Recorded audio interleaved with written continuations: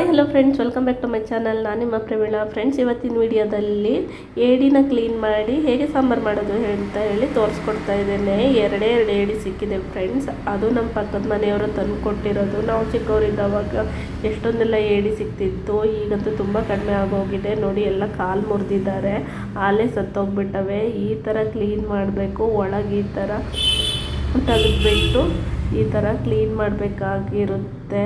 ನೋಡಿ, ಈ ಥರ ಇದರಲ್ಲಿರೋದೆಲ್ಲ ಫುಲ್ಲು ತೆಗಿಬೇಕಾಗಿರುತ್ತೆ. ನೋಡಿ, ನಾನು ಯಾವ ಥರ ಕ್ಲೀನ್ ಮಾಡ್ತಾ ಇದ್ದೀನೋ ಅದೇ ಪ್ರೊಸೆಸ್ಸಲ್ಲಿ ಕ್ಲೀನ್ ಮಾಡಬೇಕು. ಏಡಿ ಕ್ಲೀನ್ ಮಾಡೋದು ಕಷ್ಟ ಅಂತಲೇ ಹೇಳ್ಬೋದು. ಇದು ಎಕ್ಸ್ಪೀರಿಯನ್ಸ್ ಇದ್ದವರು ನೀಟಾಗಿ ಕ್ಲೀನ್ ಮಾಡ್ತಾರೆ. ನೋಡಿ, ಈ ಥರ ಎರಡು ಹೋಳಾಗಿ ಮುರ್ಕೋಬೇಕಾಗುತ್ತೆ. ಆಮೇಲೆ ಕಾಲನ್ನ ನೋಡಿ, ಕಾಲು ತುದಿನ ಮುರ್ಕೋಬೇಕಾಗುತ್ತೆ. ಜಿಗ್ಗಾಲ್ ಅಷ್ಟೇ ಮುರ್ಕೋಬೇಕು. ನೋಡಿ, ಚಿಕ್ಕ ಕಾಲನ್ನ ಜಿಗ್ಗಾಲ್ ಅಂತ ಹೇಳ್ತಾರೆ. ಈ ದೊಡ್ಡ ಕಾಲನ್ನ ಹಾಗೆ ಇಡಬೇಕು. ಚಿಕ್ಕ ಕಾಲು ಮಾತ್ರ ತುದಿಯಾಗಿ ಮುರಿಬೇಕು. ಎರಡು ಏಡಿ 4 ದೊಡ್ಡ ಕಾಲು ಬಂದಿತ್ತು.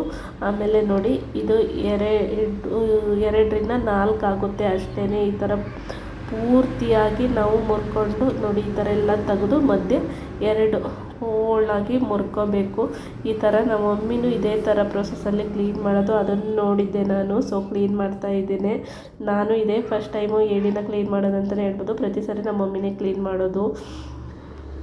ಏಡಿ ಇವಾಗ ತುಂಬ ಅಂದರೆ ತುಂಬ ಕಡಿಮೆ ಆಗಿ ಹೋಗಿದ್ದಾವೆ ಅಂತಲೇ ಹೇಳ್ಬೋದು. ನಾವು ಚಿಕ್ಕವರಿದ್ದವಾಗ ತುಂಬ ಏಡಿಗಳು ಸಿಗ್ತಿತ್ತು. ಮಳೆಗಾಲ ಸೀಸನ್ ಶುರುವಾದರೆ ಸಾಕು, ಏಡಿಗಳದ್ದೇ ಒಂದು ಹಬ್ಬ ಆಗಿರ್ತಿತ್ತು. ಬಟ್ ಇವಾಗ ತುಂಬ ಕಡಿಮೆ ಆಗಿಬಿಟ್ಟಿದ್ದಾವೆ. ನೋಡಿ, ಈ ಥರ ನೀಟಾಗಿ ಜಿಗ್ಗಲ್ನೆಲ್ಲ ಮುರ್ಕೋಬೇಕಾಗುತ್ತೆ. ನೋಡಿ, ಈ ಥರ ನೀಟಾಗಿ ಒಂದೊಂದೇ ಹಿಡಿದು ಮುರ್ಕೋಬೇಕಾಗುತ್ತೆ. ಏಡಿ ಸಾರು ಮಾತ್ರ ತುಂಬ ಅಂದರೆ ತುಂಬ ಟೇಸ್ಟಿಯಾಗಿರುತ್ತೆ. ನೋಡಿ, ಎಲ್ಲನೂ ನೀಟಾಗಿ ಸೋಸ್ಕೊಂಡು ಆಮೇಲೆ 1-2 ಸರಿ ತೊಳ್ಕೊಬೇಕಾಗುತ್ತೆ. ಒಂದೊಂದು ಸರಿ ಏಡಿಲಿ ಮೊಟ್ಟೆ ಇರ್ತವೆ, ಹಾಗೇ ಮರಿ ಇರ್ತವೆ. ಪಾಪ ಬಂದಿರ್ತಾರೆ. ಮರಿ ಇರೋದು ಗೊತ್ತೇ ಇರಲ್ಲ, ಬೇಜಾರಾಗುತ್ತೆ. ಆಮೇಲೆ ತಗೊಂಡೋಗಿ ಮರಿನ ಬಿಟ್ಟು ಏಡಿ ತರೋದು ಆ ಥರ ಎಲ್ಲ ಆಗಿಬಿಡುತ್ತೆ. ನೋಡಿ, ಈ ಥರ ಈಗ ತೆಗೆದ್ನಲ್ಲ ಫಸ್ಟು, ಅದರಲ್ಲೇ ಮರಿ ಬಿಡ್ತವೆ. ಒಂದೊಂದು ಸರಿ ಗೊತ್ತೇ ಆಗೋದಿಲ್ಲ.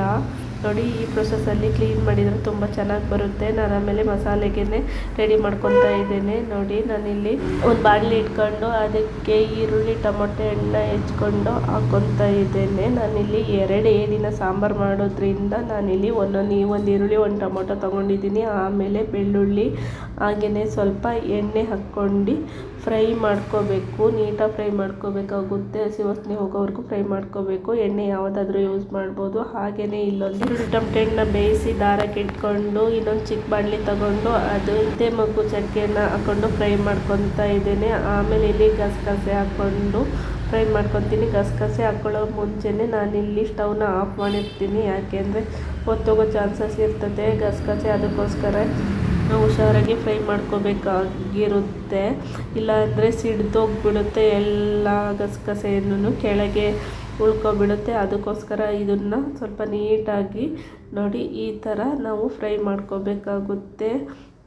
ಇದು ಹುರಿದಾದ್ಮೇಲೆ ಇದನ್ನು ತೆಗೆದು ನಾವು ಫಸ್ಟೇ ಹುರಿದು ಇಟ್ಕೊಂಡಿದ್ವಲ್ಲ ಅದಕ್ಕೆ ಸೇರಿಸ್ಕೋಬೇಕಾಗುತ್ತೆ. ಈರುಳ್ಳಿ ಟೊಮೊಟೊ ಎಣ್ಣೆಗೆ ಸೇರಿಸ್ಕೋಬೇಕಾಗುತ್ತೆ. ಆಮೇಲೆ ಕೊತ್ತಂಬರಿ ಸೊಪ್ಪನ್ನ ನಾವಿಲ್ಲಿ ಸೇರಿಸ್ಕೊಂಡು ಫ್ರೈ ಮಾಡ್ಕೋಬೇಕಾಗುತ್ತೆ. ಕೊತ್ತಂಬರಿ ಸೊಪ್ಪನ್ನ ಇಳಿಸಾದ್ಮೇಲೆ ಹಾಕ್ಕೊಂಡ್ರೂ ಆಗುತ್ತೆ. ಆಮೇಲೆ ಹಸಿ ಕಾಯಿನ ಹಾಕ್ಕೊತಾ ಇದ್ದೀನಿ. ನಾನು ಚಿಕ್ಕದಾಗಿ ಕಟ್ ಮಾಡ್ಕೊಂಡು ಹಾಕ್ಕೊಂಡಿದ್ದೀನಿ. ಹಸಿ ಕಾಯಿ ಆದರೂ ಆಗುತ್ತೆ, ಒಣಕಾಯಿ ಆದರೂ ಆಗುತ್ತೆ.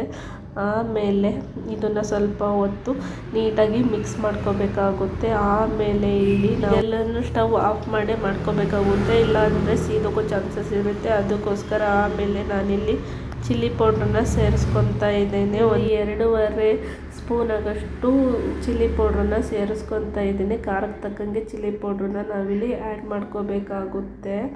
ಖಾರ ಕಡಿಮೆ ಇದ್ದರೆ ನೋಡಿಕೊಂಡು ಹಾಕ್ಕೋಬೇಕಾಗುತ್ತೆ. ಆಮೇಲೆ ನಾನಿಲ್ಲಿ ಧನಿಯಾ ಪುಡಿನ ಸೇರಿಸ್ಕೊತಾ ಇದ್ದೇನೆ. ಧನಿಯಾ ಪೌಡ್ರ್ ಹಾಕಿರ್ತೀವಲ್ಲ ಅದರ ಅರ್ಧ ಧನಿಯಾ ಪುಡಿ ಹಾಕ್ಕೋಬೇಕು. ಆಮೇಲೆ 1 ಚಿಟಿಕೆ ಅಷ್ಟು ಅರಿಶಿನ ಹಾಕ್ಕೊತಾ ಇದ್ದೇನೆ.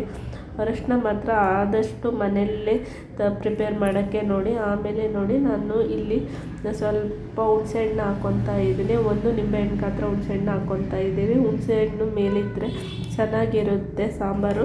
ಆಮೇಲೆ ಇದೆಲ್ಲನೂ ಸೇರಿ ನಾನು ರುಬ್ಕೊಂಡಿದ್ದೀನಿ. ನೋಡಿ, ಏಡಿ ಎಲ್ಲಿ ಸಿಕ್ಕರೂ ಬಿಡಬೇಡಿ. ವರ್ಷಕ್ಕೆ 1 ಸರಿನಾದರೂ ಏಡಿನ ತಿನ್ನಬೇಕು, ತುಂಬ ಚೆನ್ನಾಗಿರುತ್ತೆ. ಆಮೇಲೆ ನಮಗೆ ಯಾವ ಹದದಲ್ಲಿ ನಮಗಿಲ್ಲಿ ಸಾಂಬಾರು ಬೇಕೋ ಆ ಹದದಲ್ಲಿ ನೀರು ಹಾಕ್ಕೊಂಡು ಕಳ್ಕೊಬೇಕಾಗುತ್ತೆ. ರುಚಿಗೆ ತಕ್ಕಷ್ಟು ಉಪ್ಪು ಹಾಕ್ಕೊಂಡು, ಉಪ್ಪು ಹುಳಿ ಖಾರ ನೋಡಿಕೊಂಡು ನಾವಿಲ್ಲಿ ಎಷ್ಟು ಬೇಕೋ ಅಷ್ಟು ಸಾಂಬಾರನ್ನ ಕಳ್ಕೊಬೇಕಾಗುತ್ತೆ. ಒಬ್ಬೊಬ್ಬರಿಗೆ ನೀರಾಗಿರಬೇಕು ಆ ಥರ ಸಾಂಬಾರು ಇಷ್ಟ ಆಗುತ್ತೆ, ಹಾಗೆಯೇ ಒಬ್ಬರಿಗೆ ಗಟ್ಟಿ ಸಾಂಬಾರು ಇಷ್ಟ ಆಗುತ್ತೆ. ನೋಡಿಕೊಂಡು ಇಲ್ಲಿ ನೀರಾಕಿ ಹೆಚ್ಚಿಸ್ಕೋಬೇಕಾಗುತ್ತೆ. ಹುಳಿ ಉಪ್ಪು ಖಾರ ಎಲ್ಲನೂ ಸರಿಯಾಗಿರಬೇಕು ನೋಡ್ಕೋಬೇಕು. ಆಮೇಲೆ ಸಾಂಬಾರು ಕುದಿಯೋಕ್ಕಿಟ್ಟು ಹಸಿಬೇವಿನ ಸೊಪ್ಪು ಹಾಕಿ, ಆಮೇಲೆ ಒಂದು ಅರ್ಧ ಈರುಳ್ಳಿನ ಹೆಚ್ಚಿ ಹಾಕಿ, ಬೇಕು ಅಂದರೆ ಇಲ್ಲಿ ಮೇಲೆ ಎಣ್ಣೆನ ಹಾಕ್ಕೋಬೋದು. ಎಣ್ಣೆ ಜಾಸ್ತಿ ತಿನ್ನೋರಲ್ಲ ಅಂದರೆ ಸ್ಕಿಪ್ ಮಾಡ್ಕೋಬೋದು. ಸಾಂಬಾರು ಕುದಿಯೋಕ್ಕೆ ಸ್ಟಾರ್ಟ್ ಆದಮೇಲೆ ನಾವು ಕ್ಲೀನ್ ಮಾಡಿ ಇಟ್ಕೊಂಡಿರೋ ಏಡಿನ ಹಾಕಿ ಇಲ್ಲಿ ನಾವು ಚೆನ್ನಾಗಿ ಬೇಯಿಸ್ಕೋಬೇಕಾಗುತ್ತೆ. ಏಡಿ ಮಾಡೋದು ಸಾಂಬಾರು ಮಾಡೋದೇನು ಕಷ್ಟ ಇಲ್ಲ. ಮೀನು ಸಾಂಬಾರು ಹೇಗೆ ಮಾಡ್ತೀವೋ ಅದೇ ಥರ ಏಡಿ ಸಾಂಬಾರು. ಫ್ರೆಂಡ್ಸ್, ಈ ವಿಡಿಯೋ ನಿಮಗೆ ಇಷ್ಟ ಆದರೆ ನನ್ನ ಚಾನಲ್ನ ಸಬ್ಸ್ಕ್ರೈಬ್ ಮಾಡಿ, ಹಾಗೆ ಪಕ್ಕದಲ್ಲಿರೋ ಬೆಲ್ ಬಟನ್ನ ಪ್ರೆಸ್ ಮಾಡಿ, ಲೈಕು ಕಮೆಂಟು ಶೇರು ಮಾಡಿ ಅಂತ ಹೇಳ್ತಾ ಇವತ್ತಿನ ವೀಡಿಯೋನ ಮುಗಿಸ್ತಾ ಇದ್ದೀನಿ. ಏಡಿ ಹಾಕಿ ನಾವಿಲ್ಲಿ ಚೆನ್ನಾಗಿ ಸಾಂಬಾರನ್ನ ಬೇಯಿಸ್ಕೋಬೇಕಾಗುತ್ತೆ. ನಾವು ಅನ್ನಕ್ಕೆ ಯೂಸ್ ಮಾಡೋದು ಇದನ್ನು ತುಂಬ ಅಂದರೆ ತುಂಬ ಚೆನ್ನಾಗಿರುತ್ತೆ. ಫ್ರೆಂಡ್ಸ್, ಎಲ್ಲಾದರೂ ಏಡಿ ಸಿಕ್ಕರೂ ಬಿಡಬೇಡಿ, ಒನ್ಸ್ ಏಡಿ ಸಾಂಬಾರು ಮಾಡ್ಕೊಂಡು ತಿಂದು ಅದರ ಟೇಸ್ಟ್ ನೋಡಿ ಅಂತ ಹೇಳ್ತಾ ಇವತ್ತಿನ ವಿಡಿಯೋ ಮುಗಿಸ್ತಾ ಇದ್ದೇನೆ. ಟಾಟಾ, ಬಾಯ್ ಬಾಯ್. ನೆಕ್ಸ್ಟ್ ವಿಡಿಯೋದಲ್ಲಿ ಮೀಟ್ ಮಾಡೋಣ. Take care friends.